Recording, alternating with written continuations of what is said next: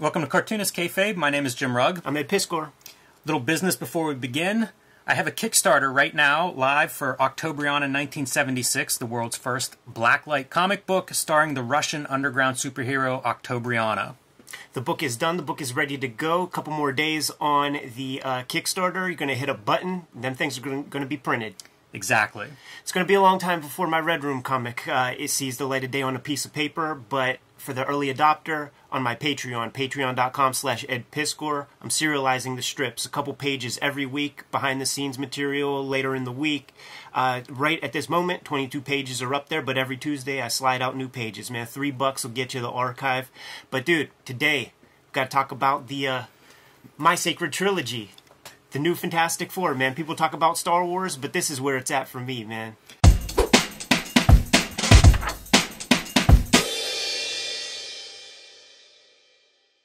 I have great memories, Ed, of buying this off the newsstands. This is 1990, I believe, is when this is coming out, and I don't have a comic book store yet at that point. You know, young comics reader.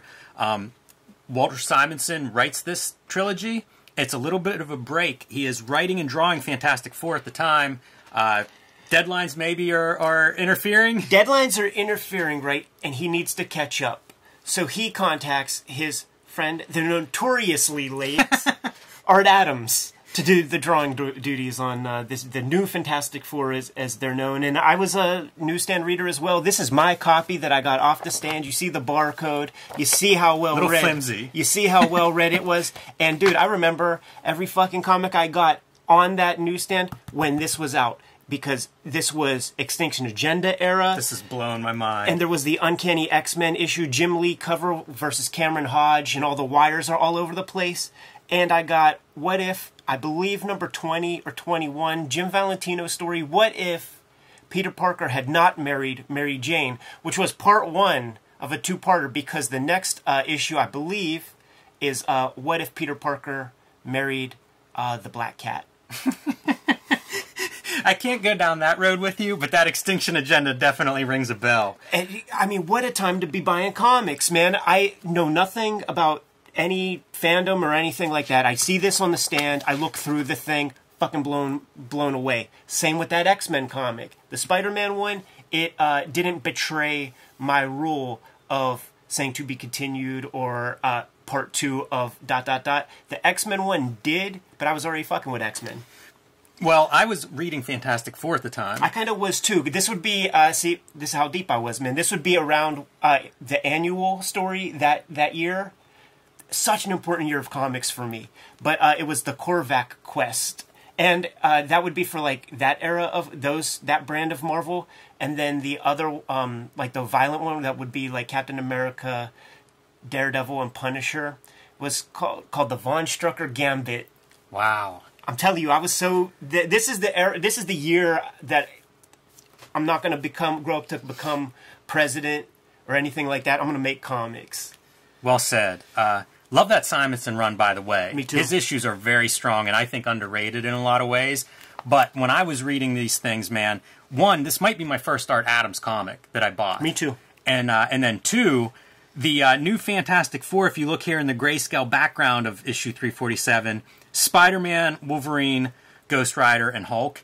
I was buying all those books. Right. This was perfect for me. If you were going to replace the Fantastic Four in their book, there is not a character I would put ahead of those four. I just my cognition was off as a kid. Like I would stare at these pen and ink illustrations and not quite really understand always what I was looking at.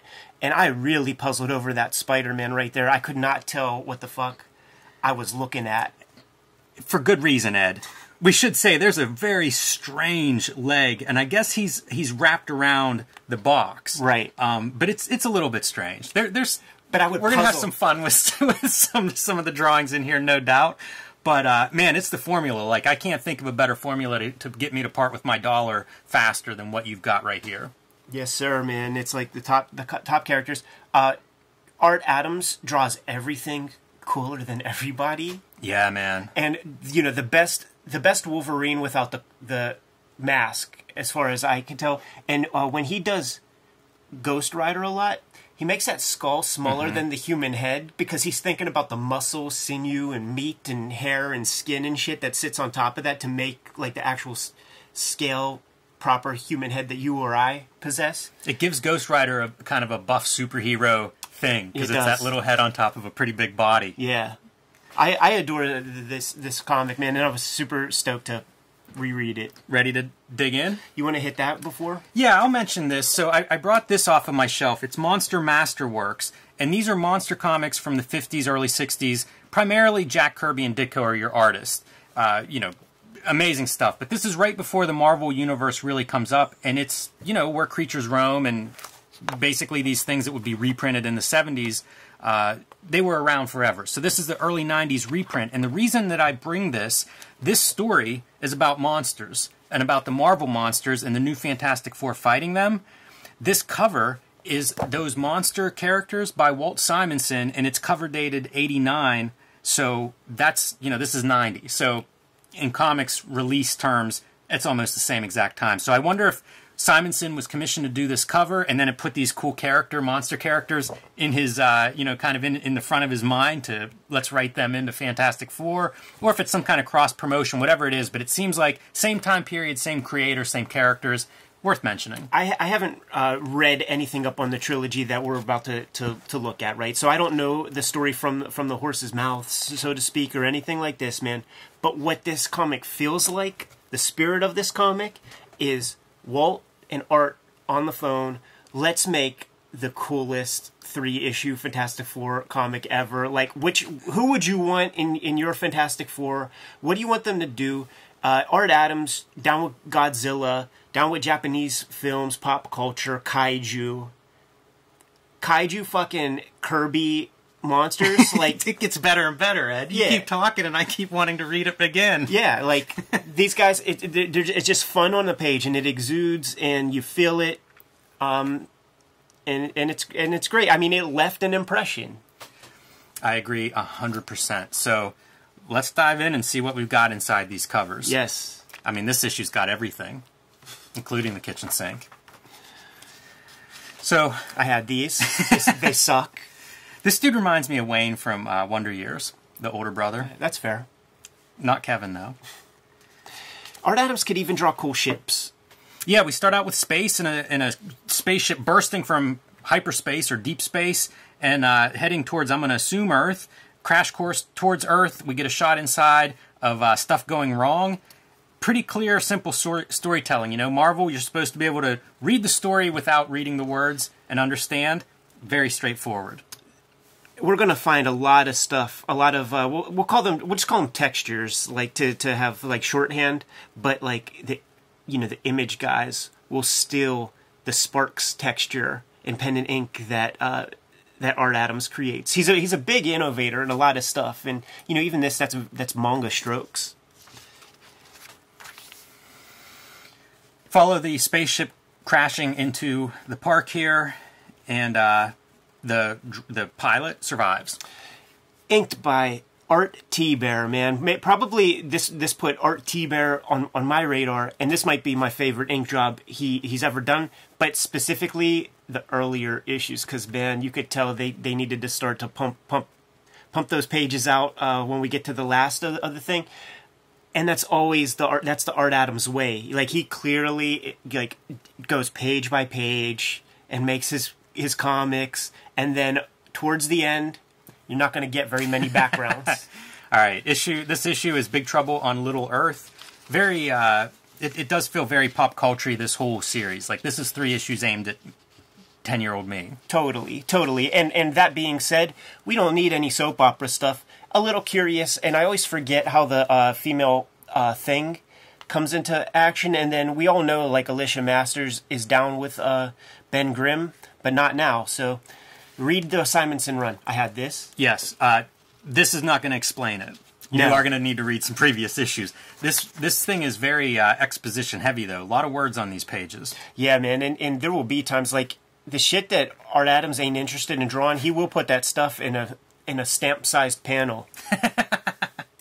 He's good at that. Cut back to another spaceship, a bigger, badder pretty good looking ship here, and it is Skrulls who are in hot pursuit of the first ship. Great scrawls. You could sort of like tell what their where they are in the pecking order just by the looks on their faces and their body language and stuff. All different kinds of scrolls. I've read the original Fantastic Four, but I don't remember if Kirby made them all have their own kind of personality and shapes and stuff to their faces. But this is a great treatment. Like, Art Adams is great at doing the cartoony.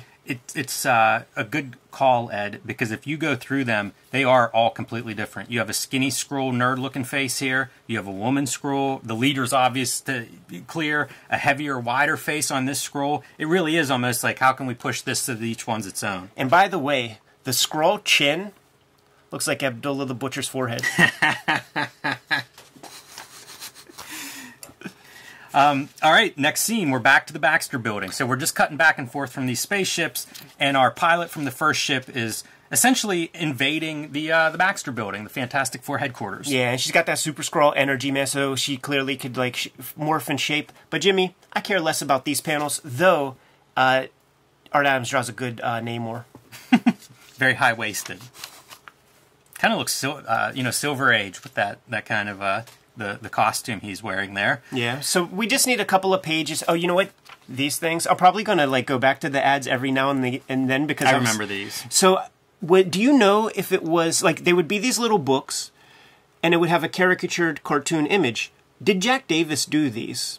If you don't know, Kayfabers, give us some scoop, man. Because I had these, and I would scoop them up again if it has, if Jack Davis did the caricatured drawings, because I actually learned to draw a lot from the, like, I remember copying Warren Moon jumping over the moon.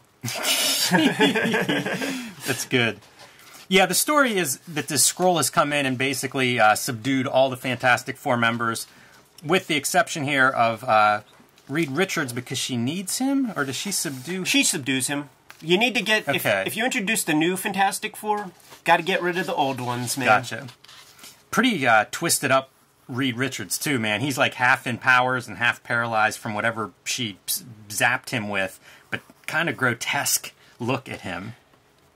He even, like, has different angles on the shit, and it all kind of works. Like, he's a sicko, Art Adams, when it comes to drawing it, because... It is pretty good. How do you draw this thing 2 different times at 2 different angles? Like, it's ridiculous. It's sad in today's world, now that everybody can just photo reference or build a little 3D model, and it's so less imaginative than what you're getting from the guy who's capable of doing this on a page. So they land on Earth on this volcanic island. They don't know exactly where the woman Skrull is that they're chasing. And they touch down here with plans of trying to track her down, and it turns out they've landed on Monster Island. Of course, dude. And now we're getting to Kaiju, right?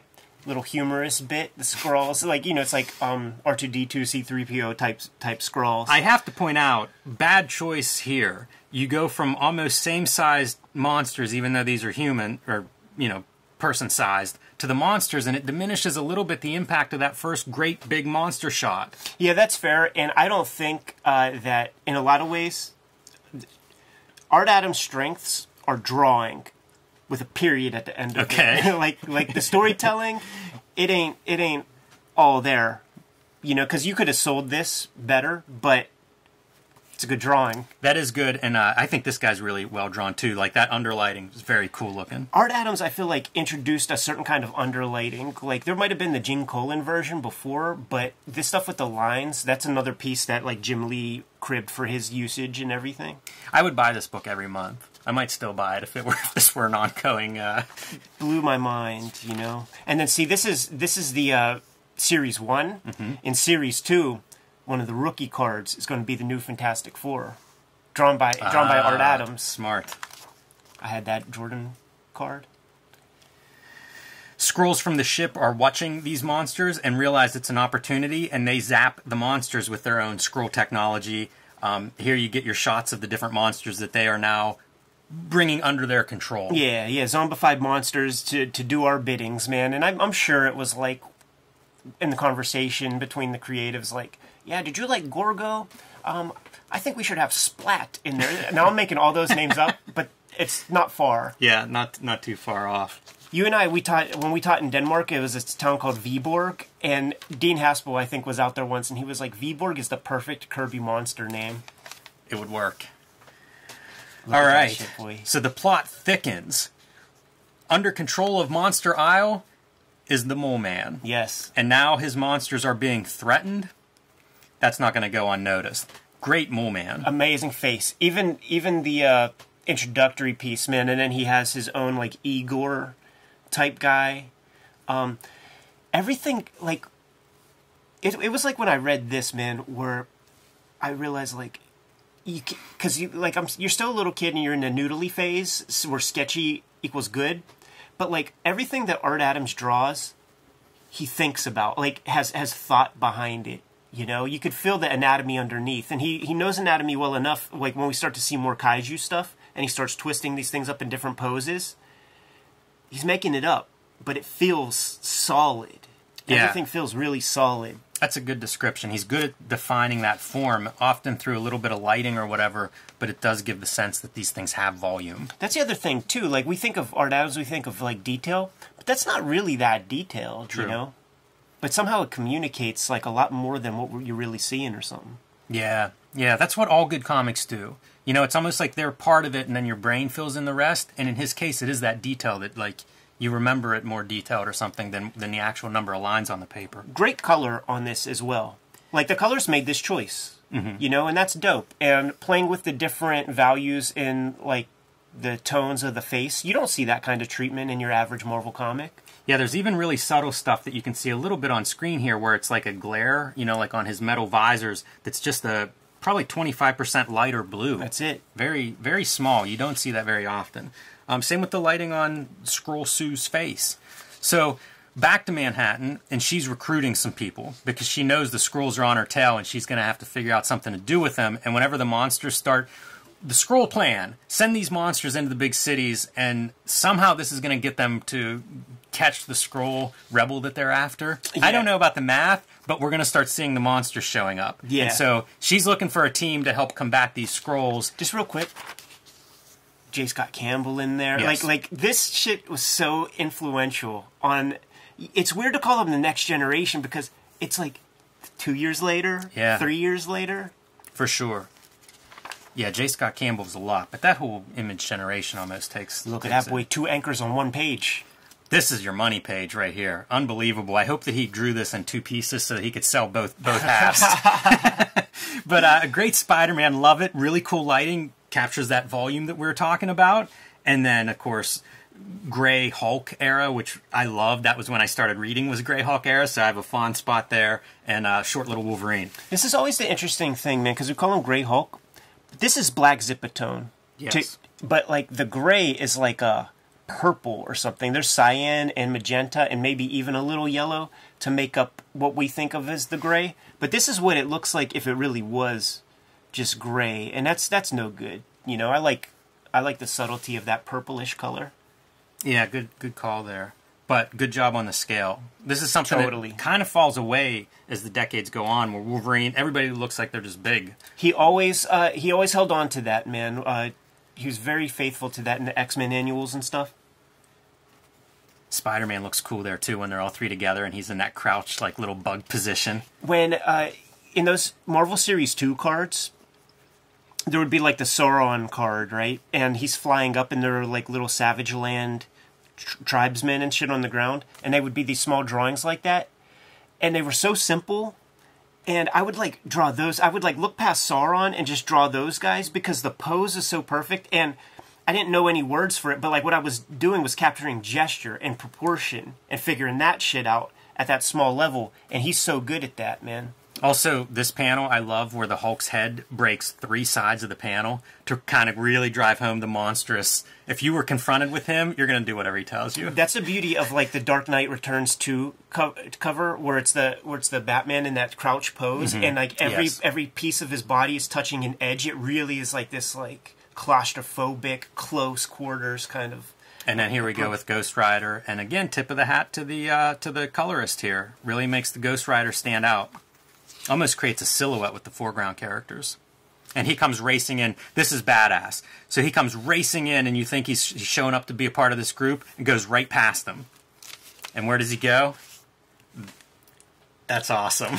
It is, but I didn't understand it when I read it. Like, I didn't, because I don't know that I knew the character so well, so I didn't know he could, like, ride his bike up buildings. Yeah, man, he can ride his bike anywhere. Yeah, and I had no idea. It's pretty cool, like, looking at it now, is this drawing that comes in. This is, like, right angle, like, literally a 90-degree angle, which is pretty mind-bending for perspective, because it's not a right angle of the building exactly. Right. But from a drawing, it's straight up. Yeah. Good, once again, more good color. Hard to draw bikes. Tip of the hat to Art Adams, because, I think the guys that would draw Ghost Rider well maybe would work on that book for a little bit and figure that out. That's pretty good right out of the gate. He's a bad motherfucker, man. So everybody else, they work their way up. Poor Wolverine has to ride the elevator like a loser. But he gets there eventually. And when they get there, Skrull Sue is telling them somebody came in and killed the Fantastic Four. One of the things the deficiencies is the drapery here, because I know that Art Adams of 2020 would really be able to sell the forms that are underneath there. Like, this is dashed out. This is when you're a little kid and you have to draw like a bed or something, and you just draw like little shapes. This is bad. And I bet if we showed it to him, he'd be like, "Oh yeah, I could definitely do that way better, man." I don't mind that too much. I agree with you, it's not good folding, but some of the other stuff's all right, And this floor, if you look at it, that's a staple of like a Rob Liefeld, Jim Lee. There are whole issues of X-Force that don't go beyond this kind of like weird abstract straight edge background. Just wait till we get to the tic-tac-toe backgrounds in a little bit in that third issue here. Nevertheless, Skrull Sue convinces these guys to do something. I'm not even sure what she actually points them out to do, except she gives them this device to follow some energy source, which I guess is a scroll detector, essentially, but doesn't work on her. Like, we're not worried about those details. It's the new Fantastic Four, and they have a mission to go out and fulfill Skrull Sue's mandate. Yeah, we're not going to worry about those details. We don't have time to mourn the Fantastic Four either, fellas. This is a mission of vengeance. See, there's a little bit of the tic-tac-toe background that Liefeld and McFarlane would use a bunch, man. But look at that splash. That's what we're here for. Yes. Look at the cool outfits. Like this. I was never down with that cowboy hat Wolverine. Thought that was some hillbilly bullshit. But I could fuck with a fedora. I like that he carries a bag. And then, see, Art Adams is so good at so much stuff. But when the Image guys start trying to crib the drapery of the pants, then when it's the Xerox copy of the Xerox copy, and you read Brett Booth trying to draw the domestic scene in a Wildstorm comic, and there's double lighting on the denim and shit like that, and also no dick bulges. There's so much attention around the crotches with folds and zippers and all kinds of stuff.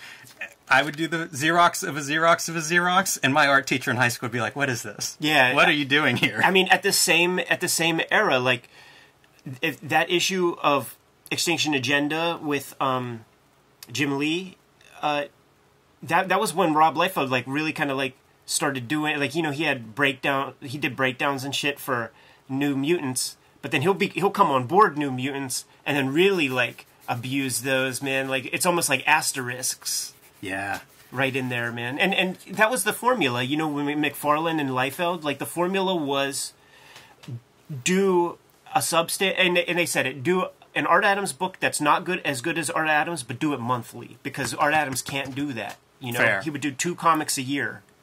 All right, man. So here we go. First, Wolverine calls them the new FF, which is awesome.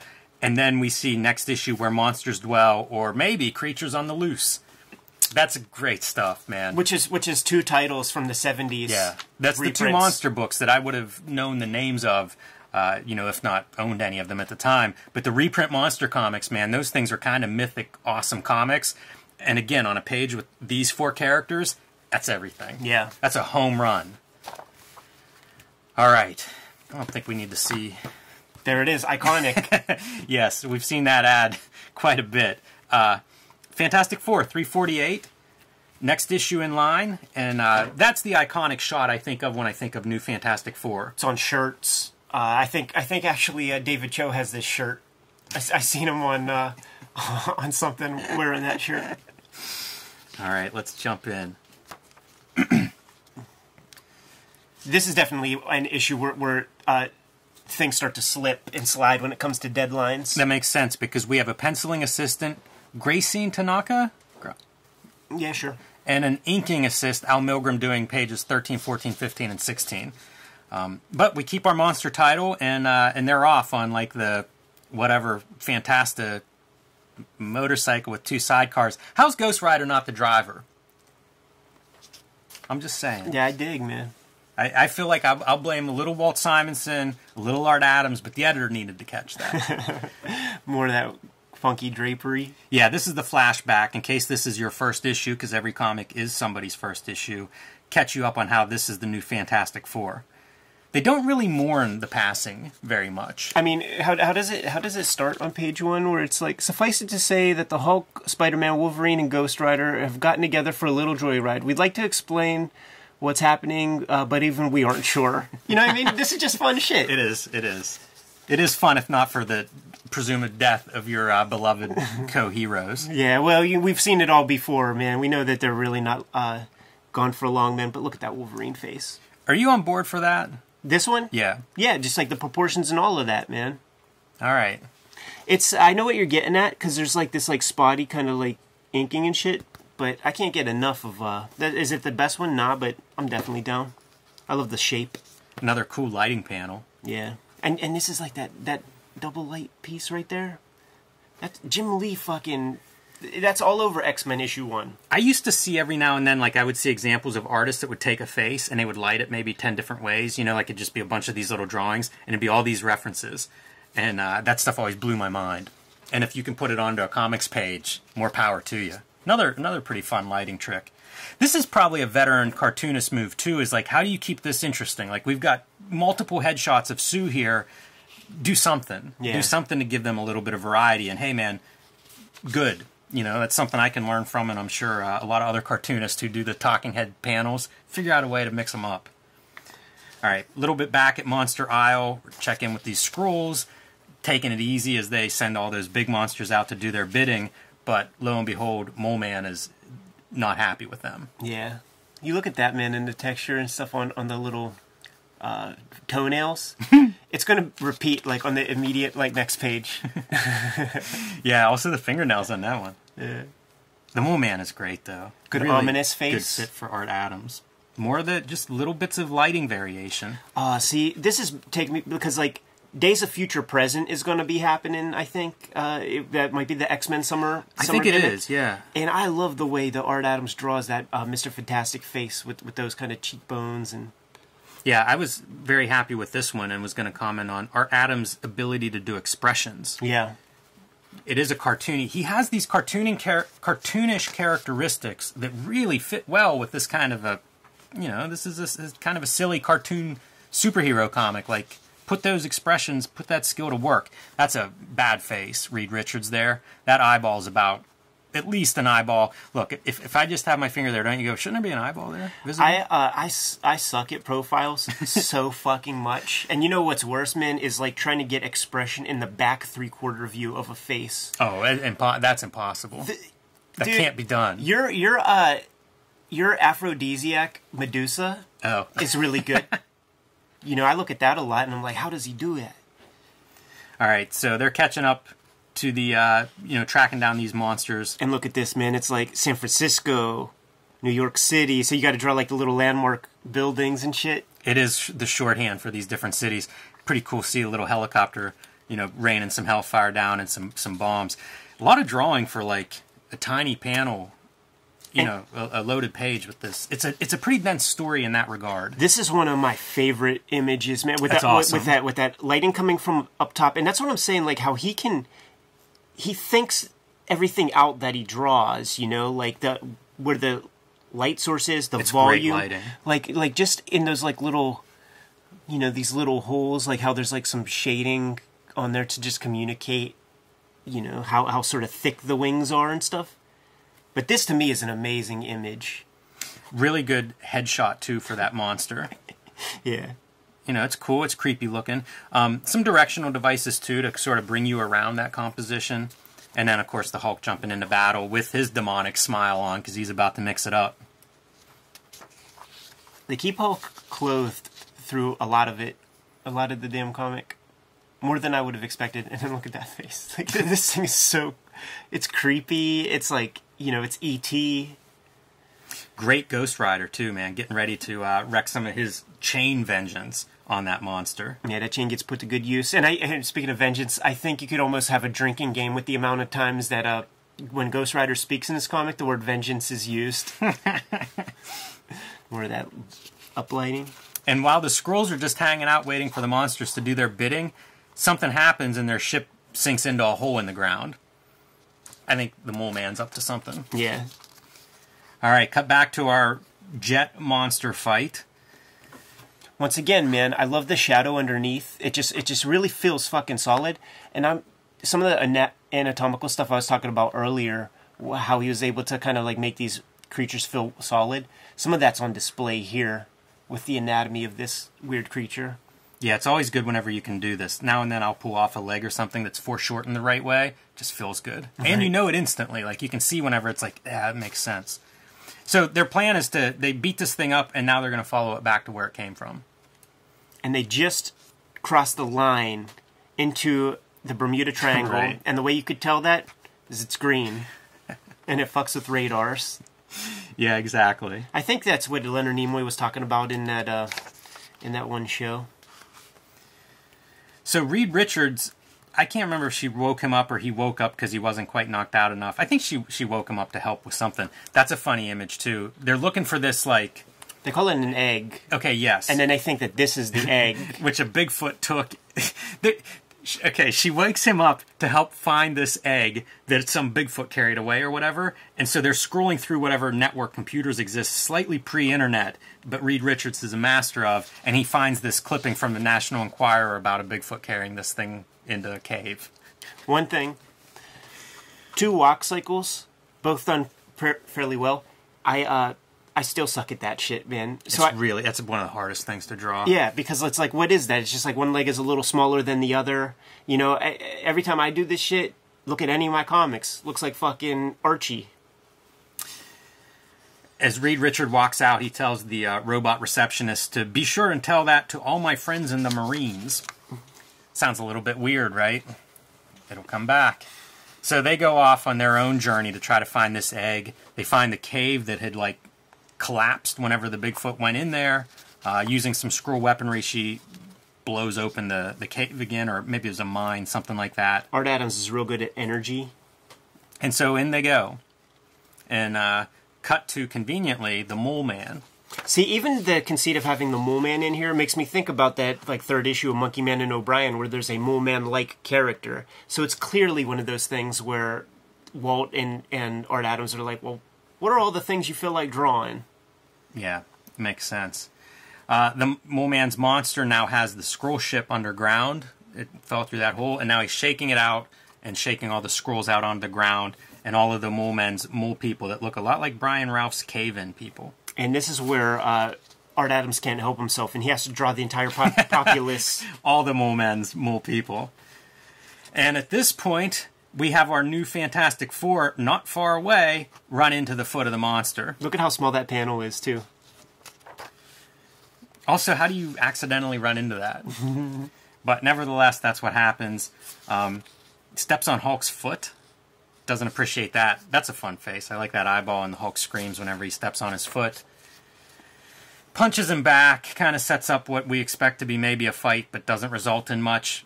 Only the monster gathering them up and dropping them off into the middle of the Mole Man's pile of prisoners. The backgrounds are getting a little slighter. These are organic, man. You can draw those fast.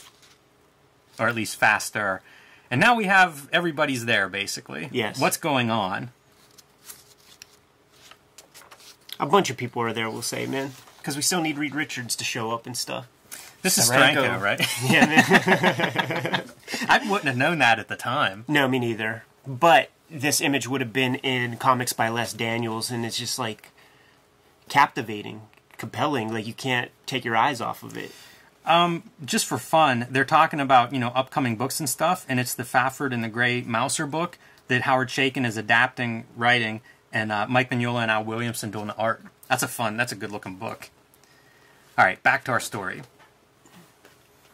Okay, so the Skrulls, of course, are shapeshifters, and a couple of them have disappeared, and they're trying to figure out where's the Skrull leader. We need to get some answers about what's going on here. So what do we do? Start taking out some of the stuff that looks a little bit just like rocks until they maybe find a boulder that's shaking a little bit, and you realize that's the Skrull hiding. Yeah, there it is. That was a page we did for that. We'll put 14 monsters on little tiny panels, but we'll do a page of that visual gag of them cutting up rocks. That feels like it could be a time saver. I think so. I mean, this whole thing, it's all based on Walt catching up on his own writing and drawing. So the Skrull isn't going to give up anything and says they can withstand torture and, tough. They're just not going to say anything.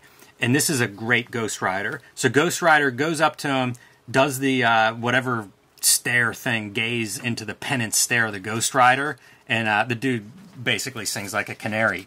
I think this is a cool effect, though. I was reading Ghost Rider and loved it, and that was kind of his big deal. Like, he would get whoever the bad guy was, he'd give him the look, and it would reduce the bad guy to, a quivering mass of whatever. This is a pretty good visual representation, though, and something they weren't doing in the regular book, and I guess, again, credit to the colorist for doing it, but it gives the effect of, like, something is happening. Right, yeah, just like a little change in the energy and everything. This made me realize that, like, Ghost Rider and Man-Thing have, like, the same power.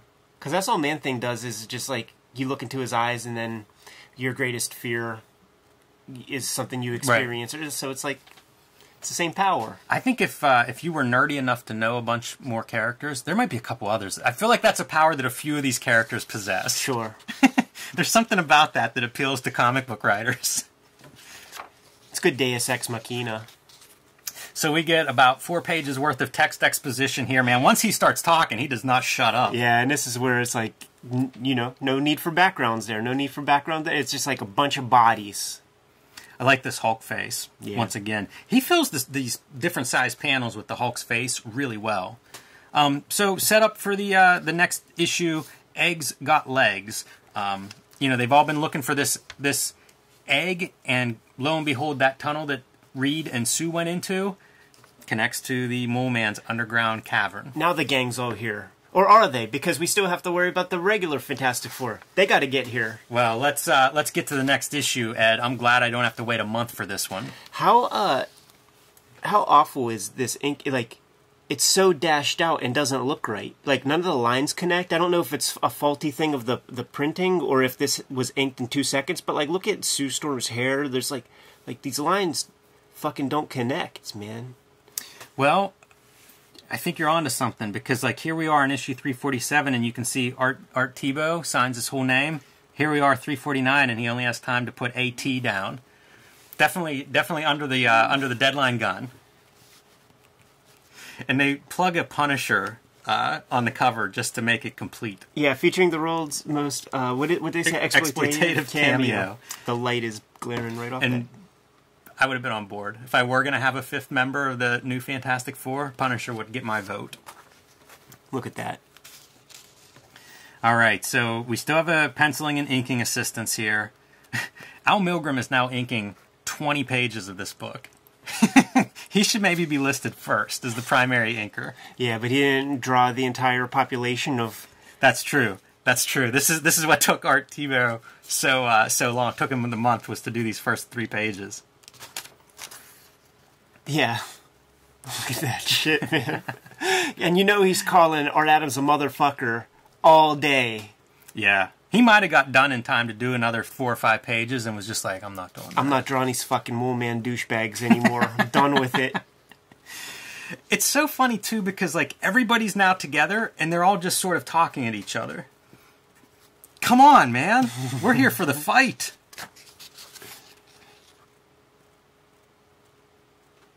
And it immediately gets spare. And the best, see that's Art Adams.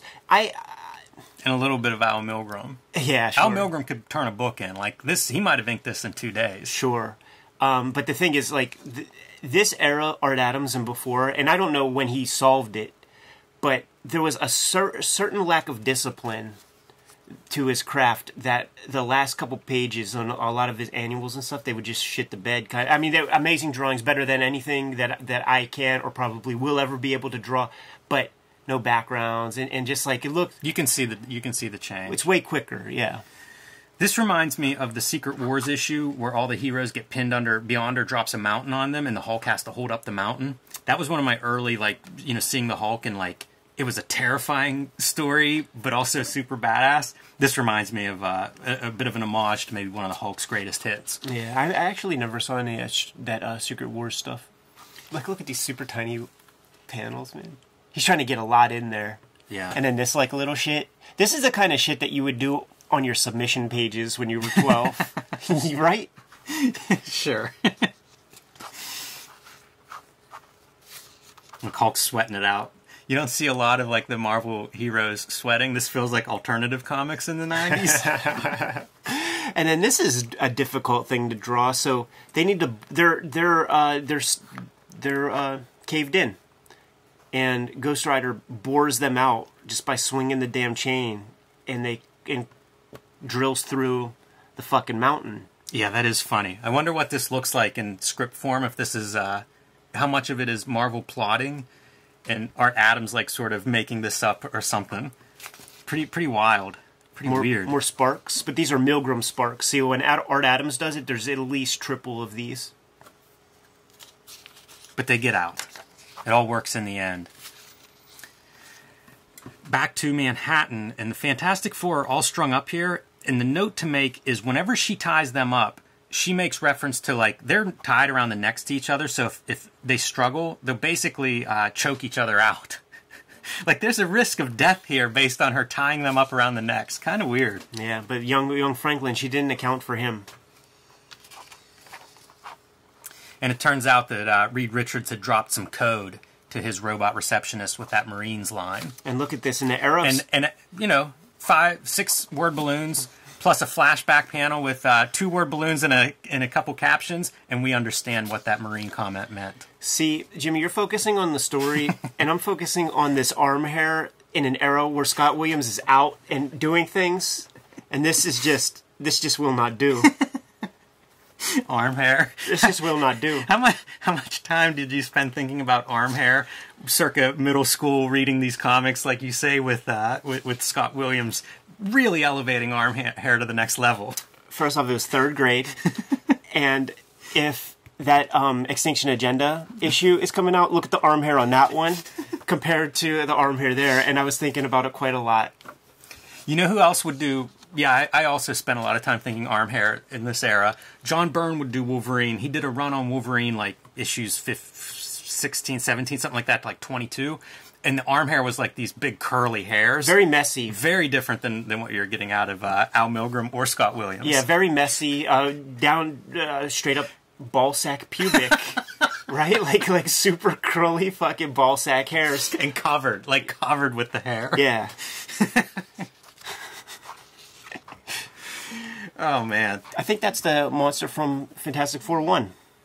That's amazing. It's got to be, right? You have to do that. That's really good. I didn't catch that, but you have to do that if you're doing a monster story with Fantastic Four. But they find the egg, and it's in possession of this giant monster, and Sue Skrull is still in control here and threatening, so they're trying to get this egg for her. Imagine this, man. Like, Art Adams had to draw this basic thing 6-7 times across these 3 issues. Looks different every time, and really always a good composition. He's a good drawer, man. Yeah, no doubt.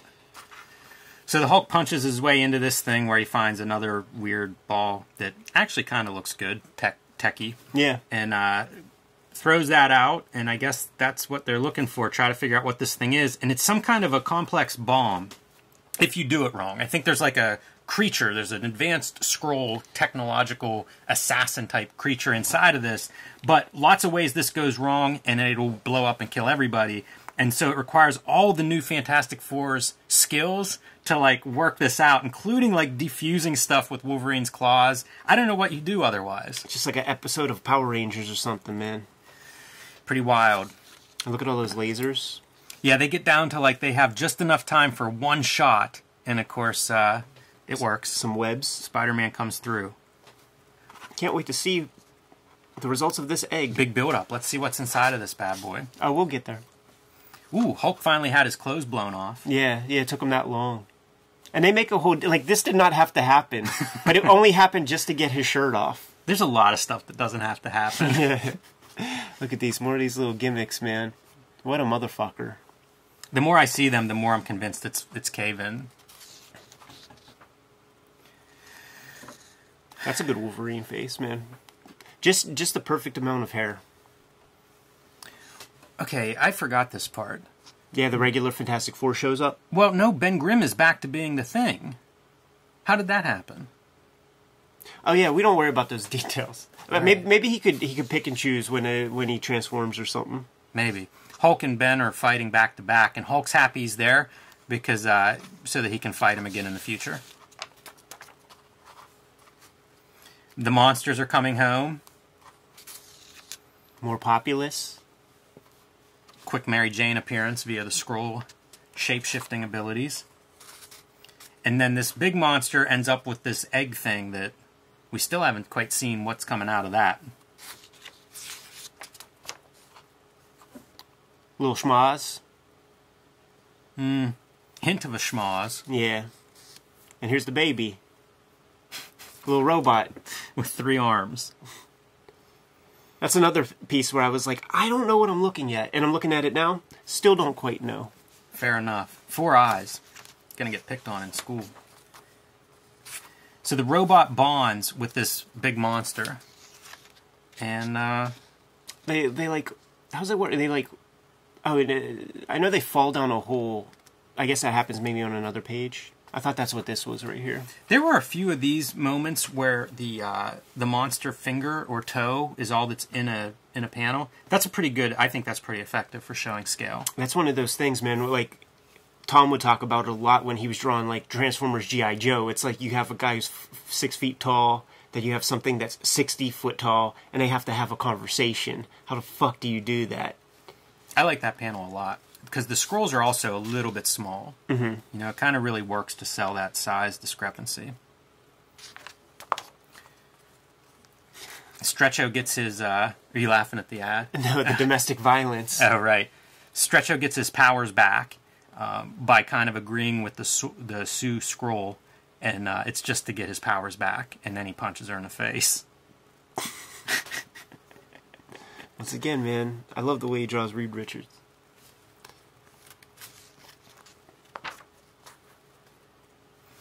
And guess who's going to feel some vengeance? There it is, man. You got to punish the girl. Yeah, where's the shot at, Ed? And then people say, like, this is supposed to be the Punisher. Right. You can tell he has the Punisher helicopter helmet. Slipped by me. Dude, he has years. a giant Punisher skull on the side of his helicopter. Yeah, man. Shows what I know. Whenever we were talking about it and saying that he only appeared on the cover, like, everybody was like, no, he's in there. Well, and, like, it's the Punisher's vehicle, just like it's the Fantastic Four plane. Right. The sad thing is, man, there was probably a Toy Biz Punisher vehicle, like, out in the stores right then. It'd be sad if there weren't. But you know how, like, you have artists would have toys for references and stuff? Yeah. Do you remember the Blue Thunder helicopter? I don't. Oh, man. Anybody that does and everybody that sees it on screen right now, I think that's what he's referencing here. That would make sense, man. I always wonder, like, what they use for that kind of stuff. Because it's not quite a real Apache helicopter. Right, yeah. Like, I know that Dave Cockrum would use, like, a hairdryer for spaceships and shit, and then you just add things to it. Yeah, you always hear those stories. Wasn't Millennial Falcon was based on a cheeseburger or something, right? That's crazy. Oh, we're not done, man. Neil Adams' appearance, man. This is definitely a Continuity Studios gimmick, right? Yeah, I think so. How can it not be? Airbrush, crazy color, lettering on top of very muddy rock texture. How do you read that? This is... What a dumb ad, too. It's an alien message. A giant 3 Musketeers. Neil Adams could sell water to a whale. He could sell Fire in Hell, and he could sell Three Musketeers, a comic ad they probably didn't need. How much does Big on Chocolate look like the old DC cover lettering? Definitely. Definitely, and I'm sure they showed them that sample. I guess Adventure does, too. Yeah, that's the whole deal. But that is inexcusable. And, you know, the Three Musketeers people signed off on that. This is a campaign. This is 10 grand, maybe. It's so weird. Punisher video game ad. Yeah, this was everywhere. Yes, it was. Yes, it was. I was. used to think this was, like, based on a Jim Lee piece. I don't think that's totally... Like, these are two different drawings. Yeah. I think this is a Jim Lee piece, and then this is your, like, quickie ad, bullpen, put-together version. Your LJN staff artist interpretation. Yeah, for sure. Like Jim Lee art was on a lot of multimedia back then, man, to help sell shit. He connected with video games early, which I think has been a very lucrative piece of what they've done over time, because Wildstorm used to license various video games whenever they were first acquired by DC, and I think that paid dividends. Yeah, man. Anyway, new Fantastic Four. Any closing thoughts on the new Fantastic Four, Ed? The excitement of the art is what drives this thing. It's clearly a fun little project. When Marvel DC cartoonists like take things too seriously, turns me off, man. And this is just a super fun comic. Read it at the right place, right time. Kind of sealed my fate to grow up and draw some comics, to just try to capture some of the spirit, some of the fun of these comics, and it was cool to revisit. Yeah, I agree. This stuff was... Man, was I excited whenever this came out, when I was picking these things up off of the newsstands. Once again, look at how flimsy that shit is, man. I read this thing. I would read, like when at this era, I still had maybe, 70 comics or something, and I would, on Friday at school, all I could think about was having 2 days to, like, read my stack of comics again. Every weekend, I would just, like, reread the same comics and maybe get 2 or 3 more. Right. So it's like I read this a million times, dude. That's funny. Well, cool, man. Super fun. Let's get the heck out of here. There's more comics to talk about. There's more comics to draw. There's some comics that are in the process of being kickstarted. This is true. Octobriana 1976, on the Kickstarter right now, world's first blacklight comic. Get it now, because the Kickstarter is just about to end. And I'm serializing pages of my comic Red Room. Super gory, super violent, super brutal. Outlaw comics, man. Contemporary outlaw comics. For sure, man. You drop $3, you get the archive, and I put new pages up every Tuesday. Make sure you like, follow, and subscribe to the YouTube channel. Hit that bell to mitigate any kind of kayfabe effect that might happen when we talk about certain books that you might want, that might disappear off eBay if you're not down with the bell. You can subscribe to the Cartoonist Kayfabe e-newsletter at the link below the video to be sure not to miss anything. And you can pick up Cartoonist Kayfabe merchandise and t-shirts at the link below this video. Jimmy, I see some other old crusty comics we need to cover, man. Give these guys their marching orders, dude. Read more comics.